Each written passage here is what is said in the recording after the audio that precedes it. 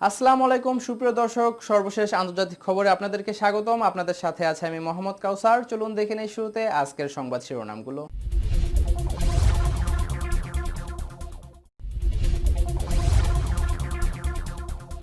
লাদাখে T-90 যুদ্ধ tank মোতায়েন করেছে ভারত। যুদ্ধে জড়িয়েছে আর্মেনিয়া ও আজারবাইন, ভয়াবহ সংঘর্ষ। পরমাণু জ্বালানি ব্যবহার করা তেহরানের অধিকার। সৌদি যুবরাজকে ক্ষমতাচ্যুত করার লক্ষ্যে সৌদি নির্বাসিতদের দল গঠন। নেতানিয়াহুর পদত্যাগ চেয়ে ইসরায়েলিদের বিক্ষোভ। পাকিস্তানকে অস্ত্র দিচ্ছে চীন, ছড়িয়ে পড়ছে কাশ্মীরে। সিরিয়ায় গোপনে ড্রোন ও ক্ষেপণাস্ত্র হামলা চালাচ্ছে মার্কিন সেনারা। দর্শকবৃন্দ, এতক্ষণ দেখছিলেন সংবাদ শিরোনাম, এখন আমরা চলে যাচ্ছি বিস্তারিত খবরে। চীনের সঙ্গে লাদাখ সীমান্তের প্রকৃত নিয়ন্ত্রণ রেখা বরাবর যুদ্ধ ট্যাঙ্ক মোতায়েন করছে ভারত। ভারতীয় সংবাদ মাধ্যমে প্রকাশিত ভিডিওতে দেখা গেছে চুমার ডেমচকে একাধিক T-90 যুদ্ধ ট্যাঙ্ক ও সাজোয়া গাড়ি মোতায়েন করা হয়েছে। BMP-2 দ্বিতীয় প্রজন্মের ইনফ্যান্ট্রি ফাইটিং ভেহিকেল ও T-72 ট্যাঙ্কও প্রস্তুত রেখেছে ভারতীয় বাহিনী। কোন সূত্র থেকে ভিডিওটি পাওয়া গেছে তা জানা যায়নি, তবে এই ভিডিওতে লাদাখ সীমান্তে ভারতীয় সেনাবাহিনীর প্রস্তুতি দেখা গেছে।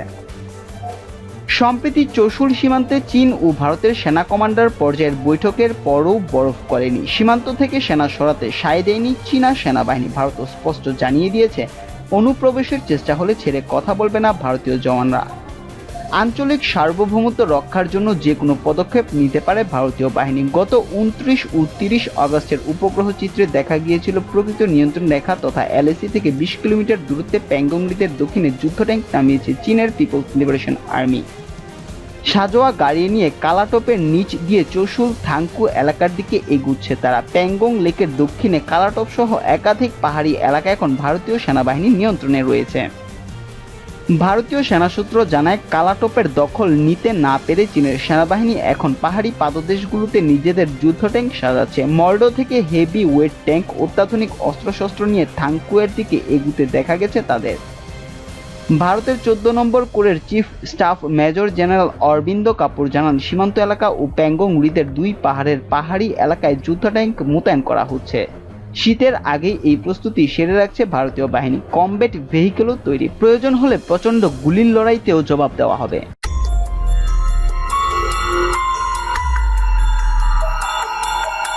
বিরোধপূর্ণ নাগর্নো কাবারখা এলাকা নিয়ে আর্মেনিয়া ও আজারবাইনের মধ্যে যুদ্ধ শুরু হয়েছে। সীমান্তে সেনাদের মধ্যে ভয়াবহ সংঘর্ষে ব্যাপক হতাহতের আশঙ্কা করা হচ্ছে। ব্রিটিশ সংবাদ মাধ্যম বিবিসির খবরে বলা হয়েছে, সংঘর্ষের সময় আজারবাইনের কয়েকটি হেলিকপ্টার ও ট্যাঙ্ক বিধ্বস্ত হয়েছে। উভয় পক্ষের বেশ কয়েকজন বেসামরিক নাগরিক নিহত হয়েছেন বলে জানা গেছে। আর্মেনিয়া জানিয়েছে, আজারবাইনের পক্ষ থেকে আকাশপথে ও কামান নিয়ে হামলা চালানো হয়। এরপর তারা মার্শাল ল জারি করে সেনাবাহিনীকে সীমান্তে পাঠানো হয়। আজারবাইন বলছে, হামলার শিকার হওয়ার পর তারা পাল্টা হামলা চালাচ্ছে।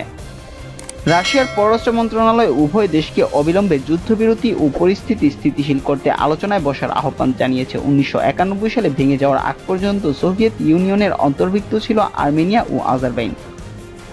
নাগর্নো কাবারখা অঞ্চল নিয়ে আর্মেনিয়া ও আজারবাইনের মধ্যে দীর্ঘদিন ধরে সংঘাত চলছে। অঞ্চলটি আন্তর্জাতিকভাবে আজারবাইনের বলে স্বীকৃত, কিন্তু নিয়ন্ত্রণ করে আর্মেনিয়া জাতিগোষ্ঠী।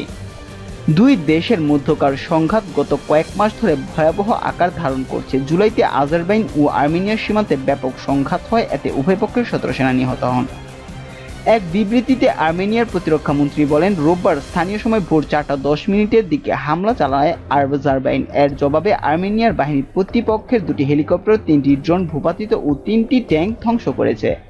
তিনি আরও বলেন, আর্মেনিয়ার আক্রমণ প্রতিহত করে সাধারণ মানুষের নিরাপত্তা নিশ্চিতের লক্ষ্যে তারা পাল্টা আক্রমণ চালিয়েছে। এ সময় তারা ট্যাঙ্ক, আর্টিলারি, মিসাইল, যুদ্ধবিমান এবং ড্রোন ব্যবহার করেছে।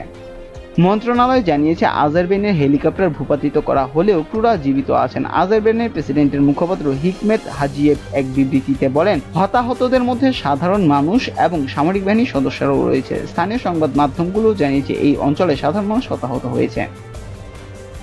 আর্মেনিয়ার প্রতিরক্ষা মন্ত্রণালয়ের এক মুখপাত্র বিবৃতিতে জানান, নগর্নো কারাবাখ অঞ্চলে আর্মেনিয়ার এক নারী এবং এক শিশু নিহত হয়েছে। বিচ্ছিন্নতাবাদী অঞ্চলটির কর্তৃপক্ষ যুদ্ধের ঘোষণার পর আর্মেনীয় সরকারও মার্শাল ল জারি করেছে এবং সেনাদের প্রস্তুত হওয়ার নির্দেশ দিয়েছে। এক বিবৃতিতে দেশটির প্রধানমন্ত্রী নিকোলো পাশিয়ানিয়ান বলেন, আমাদের পবিত্র মাতৃভূমিকে রক্ষার জন্য প্রস্তুত হন।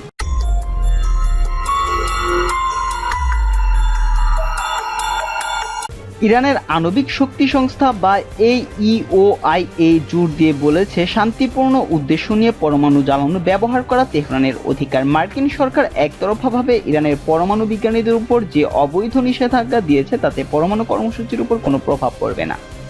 টুইটার পোস্টে এইইওআই বলেছে, ইসলামী প্রজাতন্ত্র পরমাণু কর্মসূচি ইস্যুতে আন্তর্জাতিক আণবিক শক্তি সংস্থা বা আইএই এর সঙ্গে সহযোগিতার ক্ষেত্রে স্বচ্ছ দৃষ্টিভঙ্গি গ্রহণ করছে।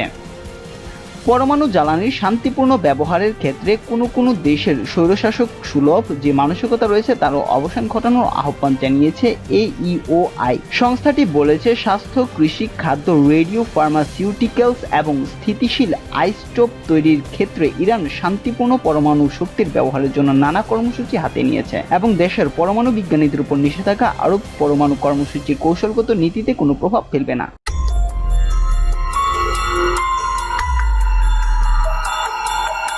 সৌদি যুবরাজ মুহাম্মদ বিন সালমানকে ক্ষমতাচ্যুত করার লক্ষ্য নিয়ে একটি রাজনৈতিক দল গঠন করা হয়েছে। সৌদি আরব থেকে নির্বাসিত কয়েক ব্যক্তি এই দল গঠন করেছেন এবং তাদের আরেকটি লক্ষ্য হচ্ছে সৌদি আরবে গণতন্ত্র প্রতিষ্ঠা করা। সৌদি আরবে গণতন্ত্রায়নের জন্য রাজা সালমানের আমলে এই প্রথম কোনো রাজনৈতিক দলের জন্ম হলো। যারা দলটি গঠন করেছেন তারা সবাই সৌদি শাসক গোষ্ঠী থেকে ভিন্ন মতাবলম্বী এবং নির্বাসিত জীবনযাপন করছেন। গত বুধবার লন্ডনে নিউ ন্যাশনাল অ্যাসেম্বলি পার্টি নামে এই রাজনৈতিক দল গঠিত হয়। গত কয়েক দশক ধরে সৌদি আরব আলে সৌদ বংশের মাধ্যমে শাসিত হয়ে আসছে এবং লন্ডনে বসে এই রাজনৈতিক দল কতটা সফলভাবে সৌদি আরবে গণতন্ত্র প্রতিষ্ঠার কাজ এগিয়ে নিতে পারবে সেটি এখন গুরুত্বপূর্ণ প্রশ্ন। সৌদি আরব হচ্ছে চরমভাবে রক্ষণশীল একটি দেশ, যেখানে সব রকমের রাজনৈতিক দল নিষিদ্ধ এবং রাজতন্ত্র ও সরকারের ভুল ত্রুটি নিয়ে কোনো সমালোচনা করা হলে দীর্ঘমেয়াদের কারাদণ্ড অনিবার্য। 1932 সালের সেপ্টেম্বর মাসে ব্রিটিশ উপনিবেশিকদের সহায়তায় আলে সৌদ পরিবার থেকে ইবনে সৌদ দেশটি রাজতান্ত্রিক শাসন ব্যবস্থা চালু করেন। সেই থেকে শুধুমাত্র সৌদি পরিবার সৌদি আরব শাসন করে আসছে। সৌদি রাজতান্ত্রিক শাসকদের পেছনে আমেরিকা, ব্রিটেন সহ পাশ্চাত্যের বেশিরভাগ দেশের সমর্থন রয়েছে। এসব দেশ মুখে গণতন্ত্রের কথা বললেও সৌদি আরব সহ মধ্যপ্রাচ্যের কোনো রাজতান্ত্রিক শাসকের বিরুদ্ধে কথা বলে না। তাদের হাতে মানবাধিকার ব্যাপকভাবে লঙ্ঘিত হলেও তা নিয়ে কোনো টু শব্দ শোনা যায় না পশ্চিমা শাসকদের মুখে।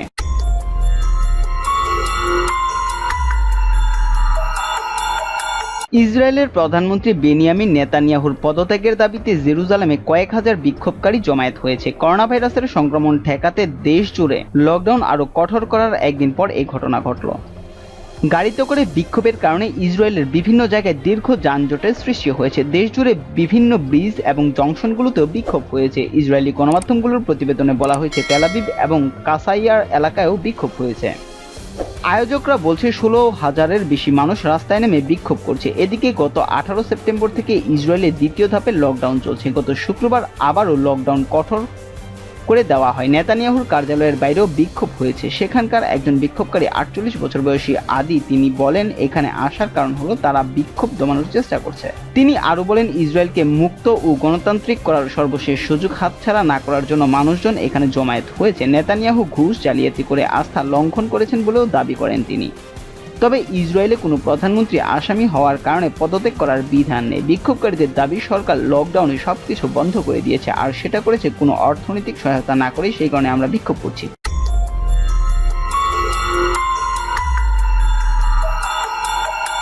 লাদাখে সীমান্ত সংঘাতের আবহে জম্মু কাশ্মীর নিয়ে ভারতকে ব্যতিব্যস্ত রাখতে চাইছে চীন। গোয়েন্দা রিপোর্ট উল্লেখ করে একটি সরকারি সূত্রে এমনটাই দাবি করা হয়েছে। সূত্রের মতে গোয়েন্দারা বলছেন, বেইজিংয়ের মদতে ভূস্বর্গে প্রচুর পরিমাণ অস্ত্র এবং গোলাবারুদ ঢোকানোর চেষ্টা করছে পাকিস্তান। আরও জানা যাচ্ছে, উদ্দেশ্য সিদ্ধির জন্য ইসলামাবাদকে অস্ত্র এবং অন্যান্য সরঞ্জাম দিয়েও সাহায্য করছে চীন। কিন্তু ভারতীয় নিরাপত্তা বাহিনীর কড়া নজরদারির ছাঁকনিতে বারে বারে ধরা পড়ে গিয়েছে অনুপ্রবেশের প্রচেষ্টা। বারবার ধাক্কা খেয়ে এবার কৌশল বদলাচ্ছে পাকিস্তান। কাশ্মীরে অশান্তি জিয়ে রাখতে পাকিস্তানকে সরাসরি মদদ দিচ্ছে চীন, এই সন্দেহে দানা বাঁধছিল বহুদিন ধরেই। সাম্প্রতিক উপত্যকা থেকে একাধিকবার প্রচুর পরিমাণ অস্ত্র উদ্ধারের ঘটনা ঘটেছে, আর সেই অস্ত্র সম্ভারের মধ্যে পাওয়া গিয়েছে চীনা আগ্নেয়াস্ত্র এবং যুদ্ধের সরঞ্জাম। আর তাতেই নয়াদিল্লির সন্দেহ আরো জোরদার হয়েছে। গোয়েন্দা দপ্তর সূত্রে জানা গিয়েছে, যে খবর পাওয়া যাচ্ছে তাও পাক চীনের যোগসাজশের দিকেই ইঙ্গিত দিচ্ছে। সরকারি সূত্র বলছে, উপত্যকায় আক্ষরিক অর্থেই বারুদের স্তূপ করতে চায় পাক গোয়েন্দা সংস্থা ISI। সূত্র মারফত এটাও জানা গেছে, এই উদ্দেশ্য পূরণে পাকিস্তানকে ক্রমাগত মদদ দিয়ে চলেছে চীন। ভারতীয় নিরাপত্তা বাহিনীর অভিজ্ঞতা বলছে, উপত্যকায় অনুপ্রবেশ ঘটানোর জন্য সাধারণত গরমের সময়টাই বেছে নেওয়া হয়ে থাকে, কারণ শীত পড়তে শুরু করলে সীমান্তে থাকা বিস্তৃত ঝোপঝাড় শিশির বা বরফে চাপা পড়ে যেতে থাকবে, ফলে ওই রাস্তায় ব্যবহার করে লুকিয়ে সীমান্ত পেরোনো সম্ভব হবে না। কাশ্মীরে অনুপ্রবেশ এবং অস্ত্র পাচার বন্ধ করতে নিয়ন্ত্রণ রেখা বরাবর কড়া নজরদারি চালাচ্ছে ভারতীয় নিরাপত্তা বাহিনী। তার জেরে কার্যসিদ্ধিতে বারে বারে ধাক্কা খাচ্ছে পাকিস্তান। প্ল্যানে ধাক্কা খাওয়ায় এবার দ্বিতীয় পরিকল্পনা নিয়ে আসরে নেমেছে পাকিস্তান। ভারতীয় নিরাপত্তা বাহিনী সূত্রে জানা যাচ্ছে, সম্প্রতি নিয়ন্ত্রণ রেখা বরাবর নিরস্ত্র জঙ্গিদের অনুপ্রবেশ ঘটাচ্ছে পাকিস্তান, আর তাদের অস্ত্র পাঠানো হচ্ছে ড্রোন মারফত বা অন্য কোনোভাবে। অনুপ্রবেশ ঘটানোর জন্য নজর রাখা হচ্ছে ভারতীয় বাহিনীর উপর। বাহিনীর কর্তারাই বলছেন, গত কয়েক মাসে ফিরোজপুর থেকে আখনুর এবং রাজৌরি থেকে টংধারের মধ্যে প্রতিটি জায়গায় নিয়ন্ত্রণ রেখা বরাবরই অস্ত্রবোঝাই ড্রোন উদ্ধারের ঘটনা বহুলাংশে বেড়ে গিয়েছে।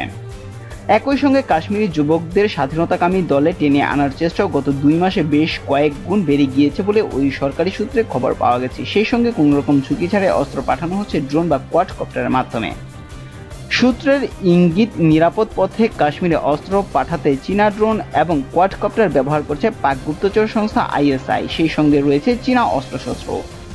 সরকারি তথ্য জানাচ্ছে, কাশ্মীর থেকে একাধিকবার EMEI টাইপ 97 NSR রাইফেল উদ্ধার করেছে সেনাবাহিনী। ওই রাইফেল তৈরি করে চীনা সংস্থা নরিনকো, এবং তা চীনা সেনারাও ব্যবহার করে থাকে। গোয়েন্দাদের ধারণা, ওই রাইফেলই উপহার হিসেবে ইসলামাবাদের হাতে তুলে দিচ্ছে বেইজিং। এছাড়াও চীনা ছাপ থাকা বিপুল আগ্নেয়াস্ত্র কাশ্মীর থেকে উদ্ধার করেছে সেনাবাহিনী।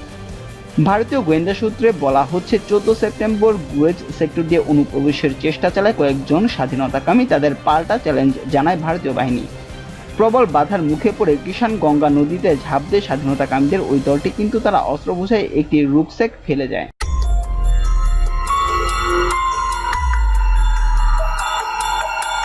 সিরিয়ায় মোতায়েন করা মার্কিন সেনারা অতি গোপন ড্রোন ও ক্ষেপণাস্ত্র হামলা চালাচ্ছে। এসব ক্ষেপণাস্ত্র ড্রোন থেকে ছোড়ার পর প্রচণ্ড শব্দে বিস্ফোরিত হচ্ছে না, তা ব্লেডের মতো উড়ে গিয়ে লক্ষ্যবস্তুতে আঘাত করছে এবং গোপনেই হত্যাকাণ্ড সংগঠিত হচ্ছে। আমেরিকা সরকারিভাবে এই ক্ষেপণাস্ত্রকে হেলফায়ার AGM-114 R9X নামকরণ করেছে, যাকে সংক্ষেপে R9X বলা হয়। কখনো কখনো এই ক্ষেপণাস্ত্রকে ফ্লাইং জিনসু নামেও ডাকা হয়। মার্কিন জয়েন্ট স্পেশাল অপারেশনস কমান্ডের এই ক্ষেপণাস্ত্রের ব্যবহার দিন দিন বাড়ছে এবং গুপ্ত হত্যার জন্য তা ব্যবহার করা হচ্ছে।